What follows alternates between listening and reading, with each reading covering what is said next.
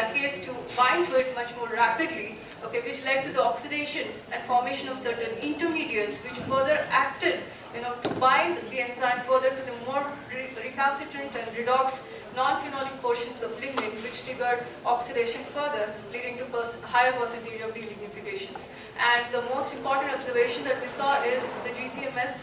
It has shown that no perfluorols or hydroxymethyl perfluorols were produced in this process, which are the common, inhibitors in the subsequent saccharification process, where the enzymes such as cellulases and xylases are used, and that are produced in the chemical pretreatment process. So in semantic method, you can say it's a green and safe worker-friendly process for lignin removal. So here, I could say that the choice of feedstock determines the degree of delignification and thus the fermentable sugar production, and further, it would determine the ethanol yields. Yeah. So I'll just go through this. Yeah, this is the study that I performed at CSIR IICT. So moving ahead from lignocellulosics, I tried to valorize the biogenic fraction of municipal solid waste. So as you see, I've already told that there are 3 milestones, but with time, the process has been further simplified. Single pot process with different varying enzymes and also the microbes which were used. And we used ANL model to optimize the ethanol titers. And this, you can see the self-image of the control, the 1 kg of the municipal solid waste. And we did the techno-economic analysis using the elaborate chemical costs, okay, which is, and also the feedstock which was used. That was the retail price, which will be obviously very higher than the bulk purchase when we do it at large scale. So we arrived at these figures, which are in line with those reported by the other co-workers.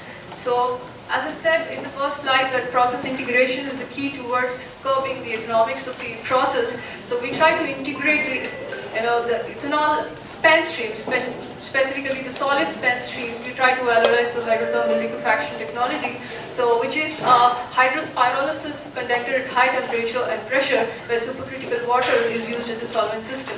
And the products that we get is biocrude, which is of our interest, and then we have the solid residues. Yeah, so we could produce high amounts of bio oil, which has characteristics very similar to that of the heavy oil. So what we are currently doing is working more on the biomaterial process, where the lignocellulosics are used for, to extract the lignin out, and this lignin is co-polymerized with other fungal polysaccharide-based polymers to prepare active food packaging materials, which have significant advantage over the inert packaging materials, which have the basic functions of containment, storage, and transport, whereas these have antimicrobial, antioxidant, and immunologic characteristics. Yeah, these are some of the studies. So similarly, sugarcane tops was used to produce some active packaging materials. So the tensile strength as well as the transmittance studies, all of this support their application. So this is the 1-pot process for lactic acid production from lignocellulosic biomass. We're trying to use the agricultural feedstock for producing lactic acid. This is the paper that I have submitted for the extended abstract. These are the input variables, and what we have seen is one particular compound. There are synthetic plastics in the market. And as concluding remarks, I would say that availability and logistics of the feedstock is a prime factor which influences the capex of the process, so we need to cleverly choose which feedstock are we interested to work on. And the recalcitrance of biomass is another crucial thing that we need to address, and try to use some mild conditions of pre-treatment methods so that there is minimum loss of the carbohydrate fractions.